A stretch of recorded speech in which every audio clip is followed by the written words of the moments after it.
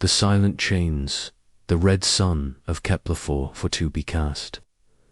Long shadows across the mining colony as thousands of humans worked in chains, their backs bent under the weight of alien whips and the crushing gravity of this distant world.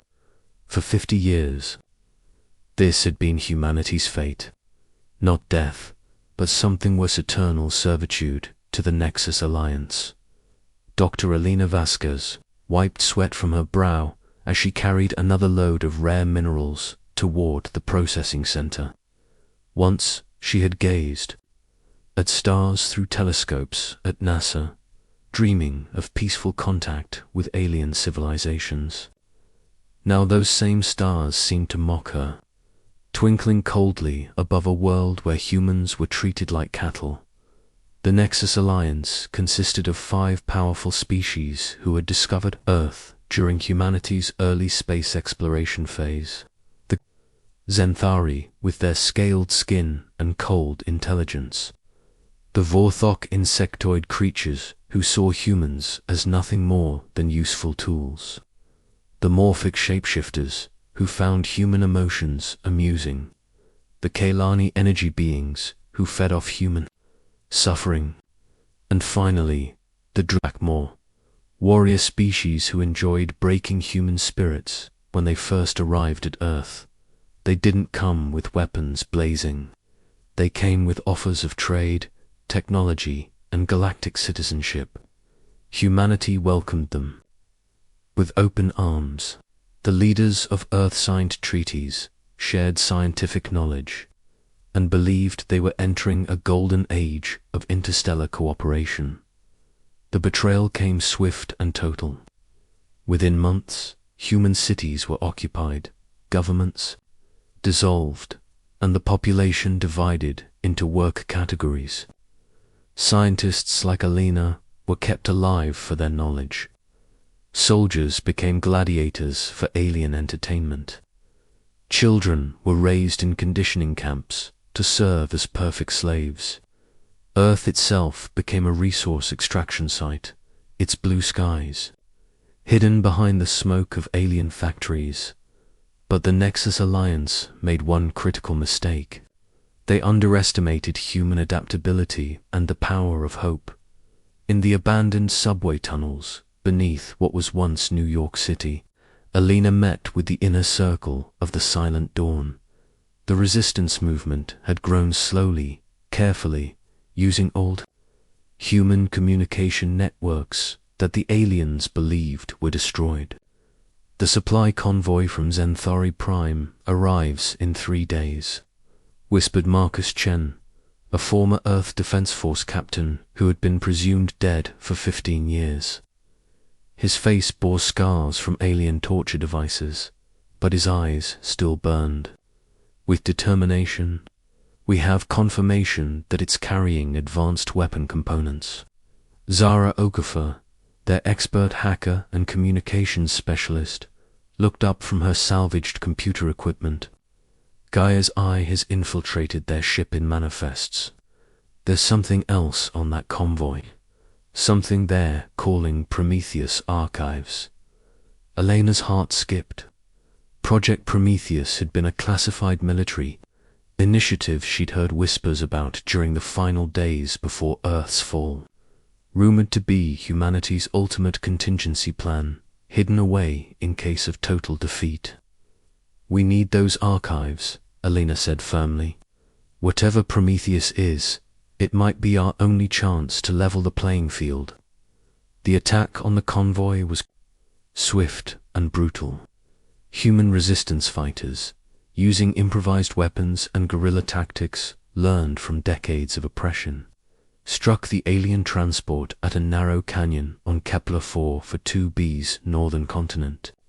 The convoy's Vorthok guards, accustomed to dealing with broken, submissive humans, were unprepared for organized military action.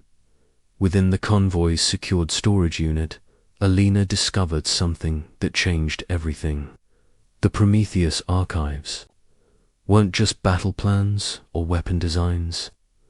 They were activation codes for a network of hidden facilities scattered across the galaxy, built during humanity's brief period of interstellar exploration before the Nexus arrival. My God, Alina breathed as she read the classified documents. We weren't as helpless as we thought.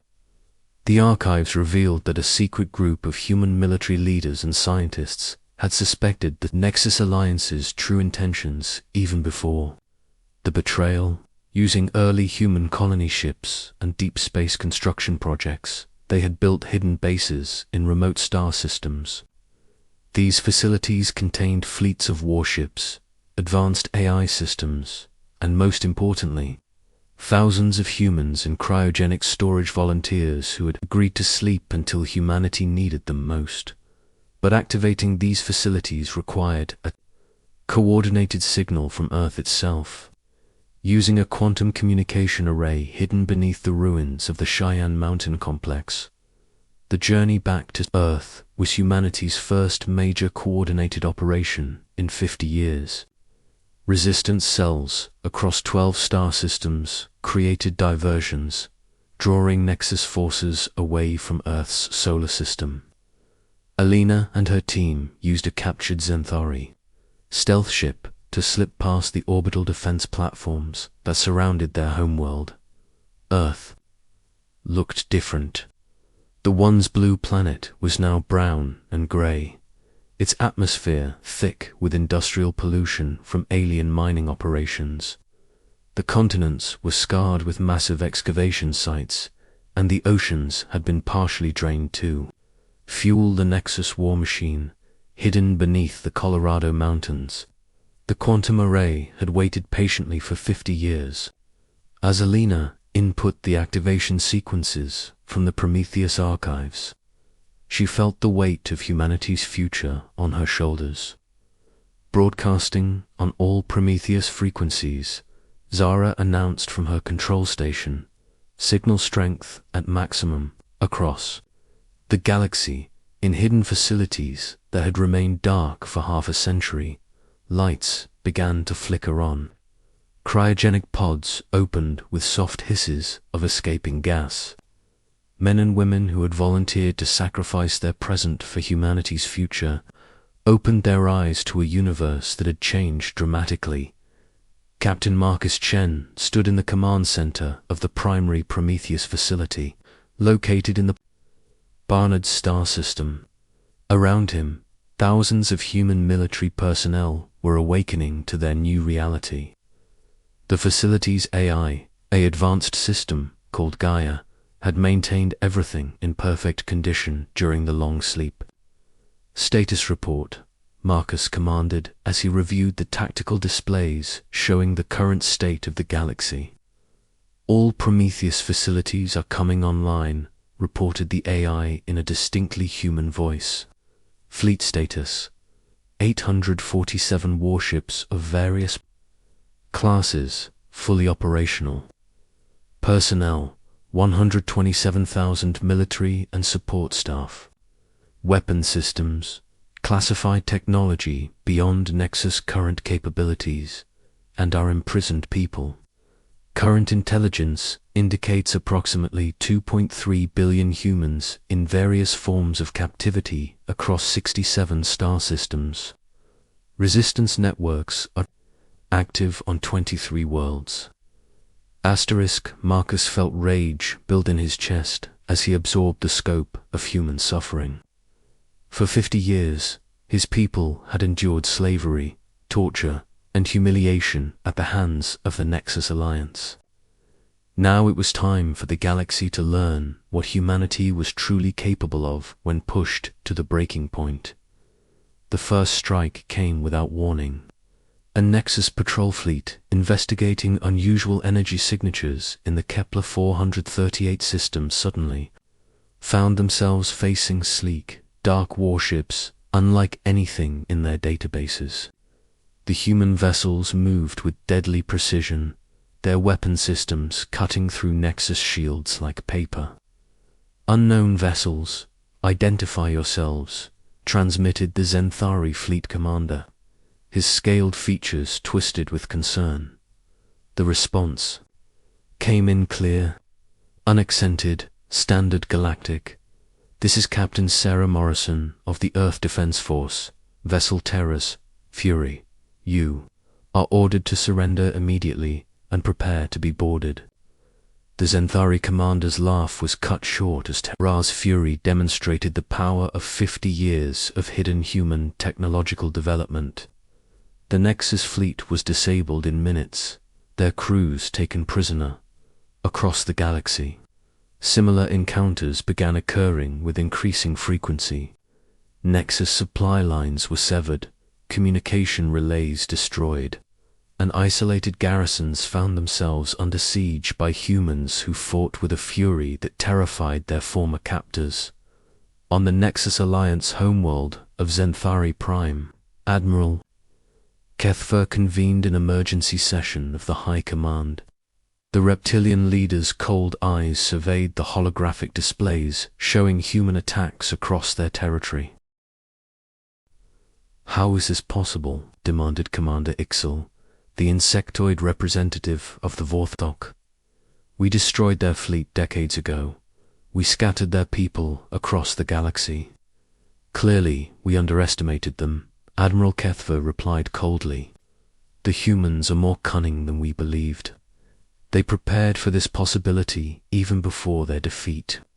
The truth was beginning to dawn on the Nexus leadership.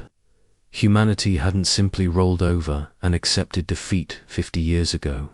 They had planned, prepared, and waited for the perfect moment to strike back. Back on Earth, Alina watched through Gaia's network as human liberation forces struck target after target with surgical precision.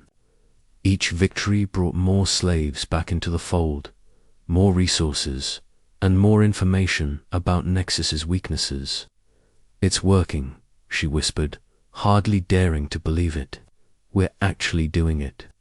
But even as human forces scored victory after victory, Alina knew this was only the beginning. The Nexus Alliance controlled thousands of worlds and commanded fleets that numbered in the tens of thousands. The real war was just beginning, and humanity would need to be more than clever to survive what was coming. The Prometheus network was humanity's ace in the hole, but it was finite. Once the Nexus recovered from their initial shock and mobilized their full military might, the human forces would be vastly outnumbered. As alarms began blaring across Zenthari Prime and emergency fleets were hastily assembled, Alina made a decision. That would determine the fate of both species. If humanity was going to win this war, they couldn't just fight defensively. They needed to take the offensive and show the galaxy exactly what 50 years of oppression had created. "Gaia," she commanded, "begin Phase 2 of Project Prometheus. It's time to show them what humans do to slavers." The burning stars, the liberation of Kepler-4, to be marked the beginning of humanity's great awakening. As human liberation forces descended upon the mining world, the sight of their enslaved brothers and sisters being freed sent waves of determination through the Prometheus network. This wasn't just about revenge, anymore it was about justice for every human who had suffered under alien chains. Captain Marcus Chen stood on the bridge of the Terra's Wrath, humanity's first true dreadnought to emerge from the Prometheus facilities. The massive warship was a technological marvel, incorporating 50 years of theoretical advancement combined with captured Nexus technology. Its hull gleamed with adaptive armor that could deflect energy weapons, and its weapon systems were designed specifically to counter known alien defensive capabilities. "Captain, we're receiving surrender requests from 7 Nexus patrol fleets in this sector alone," reported Lieutenant Commander Sarah Kim from the communications station. "They're asking for terms." Marcus's expression remained hard. No terms. No negotiations. They had 50 years to show mercy to our people. Forward their surrender requests to the liberated slave camps. Let the survivors decide their fate. The strategy was working better than anyone had dared hope. Humanity's ghost fleets, so named because they appeared without warning and vanished just as quickly, was systematically dismantling the Nexus. Alliance's control structure. More importantly, every liberated world provided new recruits, new resources, and new intelligence. Dr. Elena Baskis, now serving as the overall coordinator of human resistance activities, studied the galactic tactical display from her command center on Earth.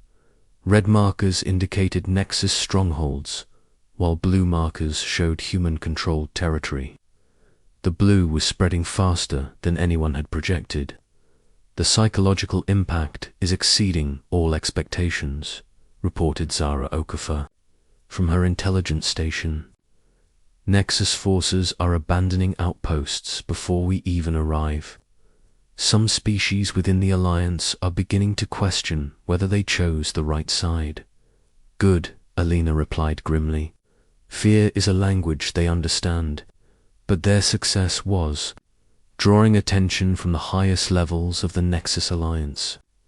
On Zenthari Prime, Admiral Kethfer had assembled the largest fleet in Nexus history. Over 10,000 warships from all 5 Alliance species were being prepared for a final, decisive strike against the human uprising. The humans think they can challenge us with their primitive tricks and stolen technology, Admiral Kethfer announced to his assembled commanders. We will show them why the Nexus Alliance rules this galaxy. Commander Ixel's insectoid features twitched with anticipation. Our intelligence suggests their main fleet is based somewhere in the Outer Rim territories. If we can locate and destroy their primary facility, their resistance will collapse. What the Nexus leaders didn't understand was that humanity had learned the value of deception and misdirection. The Prometheus network wasn't centralized, was distributed across dozens of hidden facilities, each capable of operating independently. More importantly, humanity had developed something the Nexus Alliance had never possessed: true unity of purpose. The first major engagement came at the Vega system, where a large Nexus fleet encountered what they believed to be the main human force. The battle seemed to follow predictable patterns at first, with human ships using hit-and-run tactics against superior numbers. But as the Nexus forces pressed their attack, they walked directly into humanity's trap. All ships, activate. Quantum anchors, Captain Chen commanded from Terra's Wrath. Show them what we learned from their own technology. Space around the Nexus fleet suddenly rippled and distorted. Quantum anchor fields, reverse-engineered from captured Nexus FTL drives, prevented the alien ships from escaping to hyperspace. They were trapped in normal space with a human fleet that had been designed specifically to exploit their weaknesses. The battle was brutal and decisive. Human ships, using coordinated pack tactics reminiscent of Earth's wolf packs, systematically tore apart the larger Nexus vessels. Advanced human AI systems predicted enemy movements with uncanny accuracy, while human adaptability allowed for real-time tactical innovations that confused and overwhelmed the rigid Nexus command structure. When the smoke cleared, over 6% of the Nexus fleet had been destroyed or captured. The remainder fled in disorder, spreading panic throughout Alliance territory. Attention, Nexus Alliance. Captain Chen broadcast on all emergency frequencies. This is Captain Marcus Chen of the Human Liberation Fleet. For 50 years, you enslaved our people, murdered our children, and destroyed our world. You thought you had broken us. You were wrong. The message was heard across the galaxy, carried by captured Nexus communication networks and amplified by human resistance cells. It was followed by a simple declaration that sent shockwaves through alien space. We are no longer asking for our freedom. We are taking it. Any species, any world, any individual that continues to support human slavery will be considered an enemy of Earth. We offer one chance for redemption. Release all human prisoners immediately and withdraw from human space. This offer expires in 72 standard hours. Asterisk, the response was chaos. Several smaller species within the Nexus Alliance immediately began negotiating for separate peace agreements. Slave revolts erupted on dozens of worlds as humans realized that liberation was truly coming. Even some Nexus military units began defecting, unwilling to face the fury of an awakened humanity. But the core Alliance leadership chose defiance. Admiral Kethver assembled every available ship for a final assault on Earth itself, believing that destroying humanity's homeworld would end the rebellion once and for all. If we cannot control them, we will destroy them entirely, the Admiral declared. No species defies the Nexus Alliance and survives. The Battle of Earth began as the largest naval engagement in galactic history. Over 15,000 Nexus ships emerged from hyperspace around Sol, facing a human defense fleet that seemed pitifully small by comparison. But appearances were deceiving. As the Nexus Armada approached Earth, they encountered the first surprise. The entire solar system had been transformed into a fortress. Asteroid bases bristled with weapon platforms. The outer planets concealed massive defense installations. Even Earth's moon had been hollowed out and converted into a battle station. Welcome home, Alina, broadcast from the Earth Command Center. You wanted our world? Come and take it. The battle that followed was unlike anything the galaxy had ever witnessed. Human ships, fighting to defend their homeworld, displayed a ferocity and tactical brilliance that overwhelmed their opponents. The Ghost Fleet emerged from hidden positions throughout the system, striking at Nexus formations from multiple directions simultaneously. But the real surprise came when Earth itself joined the battle. Hidden launch bays across the planet's surface opened, releasing thousands of human fighters and bombers. The brown, polluted world that the Nexus had created suddenly revealed itself as the ultimate trap. Every scar on Earth's surface concealed a weapon, emplacement, or fighter base. Captain Chen led the final assault aboard Terra's Wrath, driving straight through the heart of the Nexus formation toward Admiral Kethver's flagship. The two massive dreadnoughts engaged in single combat while thousands of smaller ships battled around them. This is for every human child sold in your slave markets, Chen growled as Terra's Wrath's main guns tore through the Zenthari flagship's shields. This is for every family torn apart by your greed. Admiral Kethver's final transmission was a mixture of rage and disbelief. This is impossible. You were beaten. You surrendered. We did, Chen replied as the alien flagship began breaking apart, and we learned from it. We learned that mercy is weakness. We learned that some enemies can never be trusted. Most importantly, we learned that humanity's greatest strength isn't our technology or our numbers, it's our refusal to stay down when knocked down. The destruction of the Nexus flagship marked the effective end of Alliance resistance. Surviving, ships scattered in all directions, carrying word of humanity's victory to every corner of the galaxy. The species that had once enslaved Earth now faced the choice between submission and extinction. In the aftermath of the battle, Alina stood in the restored halls of the United Nations building in New York, addressing representatives from across human space. Behind her, through the great windows, Earth's sky was slowly clearing as alien factories were dismantled and replaced with atmospheric processors. Today marks not just the end of our enslavement, but the beginning of a new era, she declared. We have proven that humanity cannot be broken, cannot be conquered, and will never again bow to alien oppression. The Nexus Alliance formally surrendered 3 months later, signing a treaty that granted humanity full control over a significant portion of galactic space. The surviving alien species were given a choice: integrate into the new human-led Galactic order as equals, or face the consequences of continued resistance. Most chose integration. The few who chose defiance learned why the rest of the galaxy now whispered humanity's name with a mixture of respect and fear.